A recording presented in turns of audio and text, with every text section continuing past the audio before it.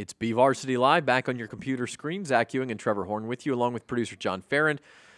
This is, I almost feel like we need to have a wake. This is like the segment we usually reserve for football picks, and for the first time in forever, we haven't had any. Well, I guess the last one of last semester we didn't, because that was state championship. Yeah, we're rounding it out. But, Yeah. it's like, even like, I'm driving into work today, and I'm like, oh, tomorrow I'm going to cover girls basketball. And it's like, and there's nothing wrong with that. I'm excited about jumping into winter It's like sports. a transitional phase. It is. Though. It's really, it is a transitional. And that's another reason why our BVarsity football all-area team is not coming out until next Sunday, the 17th, is because. 2 Sundays, yeah. January the 17th, yeah. Is because, the state playoffs went so deep into the season, and then we had to deal with all the other all areas, and everything kind of just backed up into it. And we didn't want to just jump right into it at the end of the year. You were on vacation. You just got back today. I took a few days off for the holiday. So, we did inform all the first area kids, first team all area kids yesterday.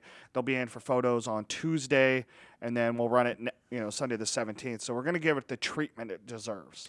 Yeah, and we used to run football with the other sports right around the new year, but I think with the new state playoff system, that's going to become a regular thing. Is we ran volleyball, cross country, golf, tennis towards the change of the year between Christmas and New Year's, and then football will have a couple week gap just so we got to pick the teams. I mean, if somebody had led their team to a state championship, that might have changed our idea on who was the player of the year. I mean, it very easily could have. And so we had to sort of wait that out to make those decisions and then publish the section and do all that work. So we've been talking wrestling for 3 segments. The other winter sports, basketball, obviously girls and boys and girls soccer. And as Trevor mentioned earlier, we've got Ridgeview at Centennial boys basketball tonight. Probably, we think, the 2 best teams in town. I think especially BHS losing Ronnie Stapp for the season to injury, I think knocks BHS down a peg for now. And so this may be Xavier Esquivel. Sure, they're still a very good team. They're still Independent's still a great team. I think West is a great team. Tatchby's got one of the best shooters in the area. You look at Liberty, that's a very well-rounded team that really did give it, play very well against Manual last night in the loss. And there are good basketball teams, throughout the county. I think Taft is really good in SSL, BCHS. But, yeah, when you look at the top tier in Kern County, it's undefeated Ridgeview and Centennial, who even though they're 7-8, I mean, you talk about those losses. I mean, you look at the losses of Sac High that's still undefeated and top 5 in the state. You look at Jesuit, Emmanuel, Clovis North, 2 of the top teams in the central section. Oh, it's amazing. They lost those 2 teams, lost those games without Malcolm, and then you look at them and they come back and they beat a Weston Ranch team up at Modesto Christian Tournament. Weston Ranch beat Clovis North and beat Emmanuel earlier this season. So, right.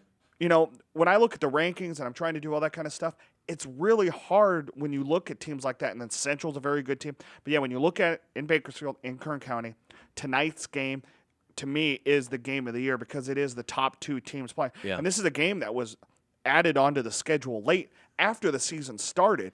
So this is a big game, and this will be our first basketball game live. And I am excited about this game because I think it's a very good game between 2 very talented teams. And I'm glad they scheduled it because otherwise you're sitting here looking. I mean, it's sort of like we talked about at the end of the football season. Liberty and Ridgeview played, yes, but Jordan Love, who would have been obviously a very key player in that game, was not able to go. And so that you're left with these nagging questions like, who really was the best team in Bakersfield?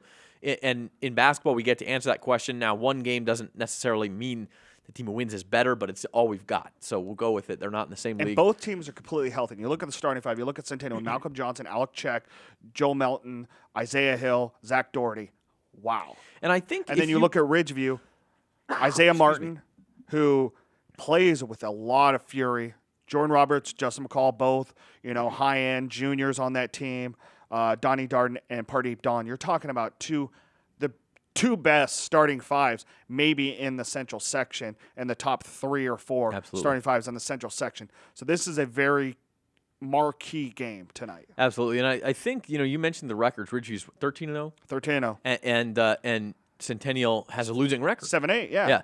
But if you had to predict the winner of this game, I think you're looking at it kind of a coin flip despite those records. It's a complete coin toss. That's because of strength of schedule and because of the health of Centennial without Malcolm Johnson for the first several games of the year. They and got there's him back nothing to knock. I'm not knocking Ridgeview whatsoever because that is a very talented team. Absolutely. And they've done what they need to do, and they've won the basketball games that they've played against. But they're also playing against their league opponents in all three of the tournaments for this year. There is no question the strength of schedule is vastly different. I mean, nobody can argue that. So it will be very interesting to see what happens. I mean, I think one thing you do get from a 13-0 start, even against a weak schedule, some confidence. Oh, yeah. The ability to know how to win games. They have had a couple of tests, and they've been able to close them out. The second West to last High, game, they beat Fresno pretty handedly, a Fresno team that was 14-1. But their strength of schedule was nothing close to what even Ridgeview plays. But that West High game in the championships of the Garces Holiday Hoops Challenge, that was a good game. Yeah.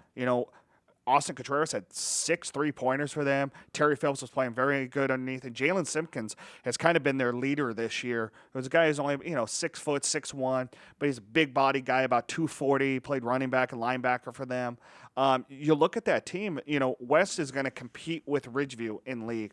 Independence is going to compete with West and Ridgeview in league. But yeah, tonight, I mean, this is it. This is an exciting game tonight. Yeah, absolutely. So 6:30 tonight. On Bakersfield.com, we'll have Ridgeview at Centennial live. I'll be on the call for that one. You'll be there. We'll all be there. Lewis will be there. It'll be a big happy family again. I'm gonna do color commentating with you, sucker. What's that? I'm gonna do some color commentating with you. Are you? Tonight. All right. I love it. But I'll miss Lewis just saying boom every 2 minutes like he's John Madden. Maybe I'll just give you a couple booms just to boom. Wait, thanks for that input. What? Yeah. That? No. 6:15 on Friday. Is soccer? Yeah, 6:15, I think. 6:15 is our first soccer live broadcast, and that's at Liberty, correct? Mm-hmm. Centennial at Liberty for boys soccer, and that'll be an SWL League match, obviously. Yeah, and then I'll be over at Independence, Stockdale Independence girls basketball. Independence, just got back into town. They did kind of what Centennial boys did, is they traveled to state playing the best competition. So, there's. And then CJ West. CJ West back. That was Garces, and that's what I was going to bring up. Yeah. They beat Tularia Western by 30 points, and here we go again. CJ, from everything that I've heard, I talked to her. She's pretty excited, pretty healthy, and here they go again. 4 players in double figures, and you forget about that 4-7 record that they had non-league. And she makes such a huge difference because they've got some shooters, and I know they lost some from last year, but. If the minute she's she there, gets the ball, you got a triple team. It all comes down, and the defense all sucks they down have to into sag, her. and then the shooters are open. She is a smart enough player. Boy. And when she knows that she doesn't have the shot, she throws it right out to one of the Cruz sisters, and you know what? And the 3 start raining. Yeah, and because they get open shots every time. That's what happens. And Independence is also very good. Ridgeview is a pretty good team. Girls basketball, I think Centennial is a good team. It may be as Stockdale balanced. Is actually a really decent there's team. not. Maybe the great team. I think in Division I, it's Clovis West and everybody else at this point, unless something drastically changes. It's not going to change. But I mean, those girls have to I'm talking fail classes, injuries or whatever. I mean, you never know what will happen. But at this point, you look at it and say, Clovis West is the head and shoulders of the Central section. But in Kern County, this is as balanced as it's been. I don't know that you have a great team out there, a state championship level team. No, but you have there's not. You have very good teams, and you have 5 or 6 of them to where it's not. In years past, for many years it was Stockdale, then it was Ridgeview, then it was Garces. Where if they played anybody else in town, it was a blowout. And you look at BHS as a solid team. You look at Stockdale. Liberty can play with you. Wing Sisters, Gianna Boston. You look at Independence, they got Kalisha Dean and Ebony Sanders. They play really well. It is kind of, Aubrey Waters over Golden Valley is a very good player. Jasmine Dixon also in Independence. You go up the hill, the best shooter maybe in the county is up at the hill at Kern Valley with Rebecca Gallis. Boy, so. she can put the ball in the basket. Cow, but there's no doubt about that. You forget about Centennial, too. You've got McCollum, who's headed off to Cal State, and you got Taylor Madden on that team. Mm-hmm. But that's a very young team, 2 seniors with a bunch of, very kind of raw players. And I think, Clayton Madden's trying to figure some things out there. But, the SWIL, if you look at that as the power league, I mean, it is kind of wide open. Now with CJ back, maybe that puts Garces right up at the top again.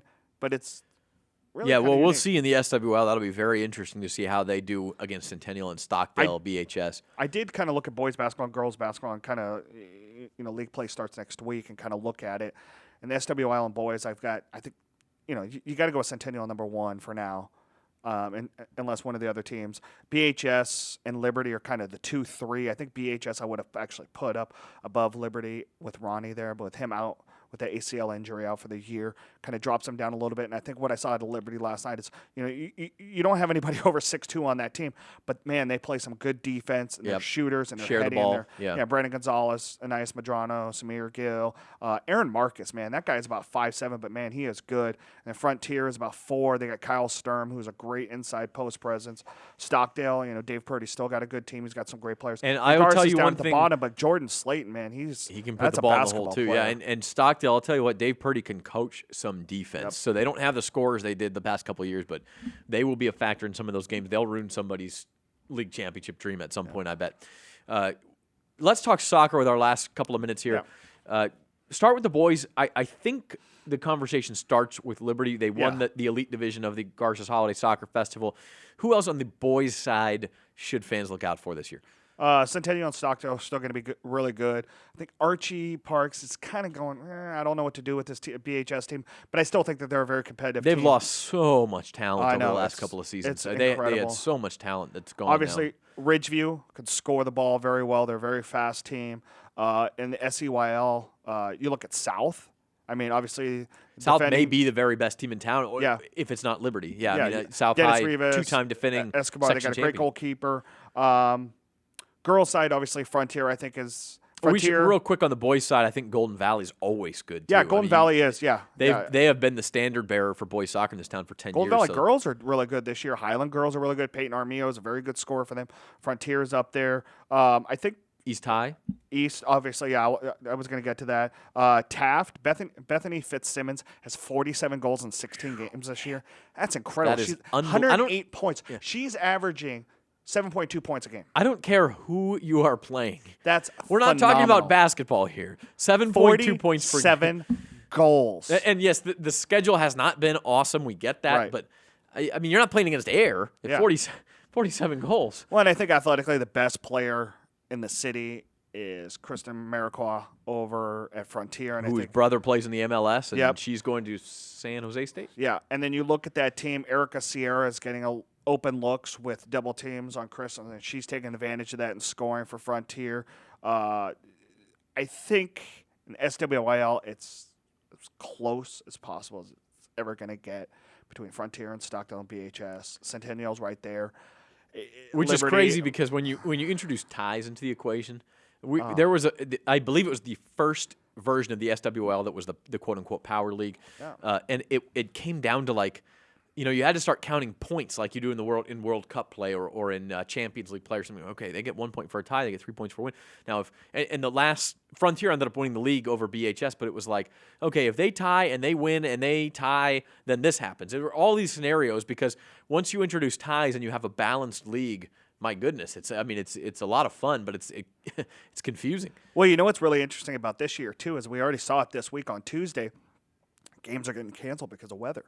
And with El Nino, I'll tell you what, man, I drove down to Anaheim last night, and that was an adventure. Well, and here's the thing is that, especially right now here in the early season, all those playing surfaces are like rocks, man. That water's hitting basically cement and doesn't know where to go because it's so dry and it doesn't know how to absorb the water right now. And we should mention that.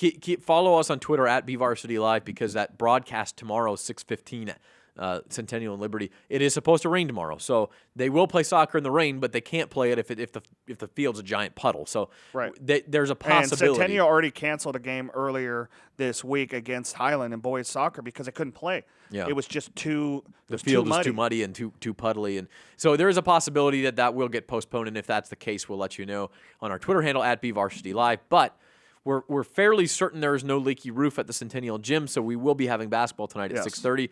Ridgeview and Centennial, we think the two best teams in Kern County and two of the better teams in the Central section going head-to-head tonight on BVarsity Live on Bakersfield.com. So we'll see you then. Our thanks to the Frontier Wrestling Team, Kirk Moore, and his heavyweight Jared Snyder, and then the BHS Wrestling Team, Coach Frank Lomas, along with Isaac Olenek and Navante Demison. And then, of course, we'll see you for basketball tonight, soccer tomorrow. Our producer's John Farrand. He's Trevor Horn. I'm Zach Ewing. Welcome back to Prep Sports, everybody. We're glad to have you with us for a new semester on BVarsity Live. Man.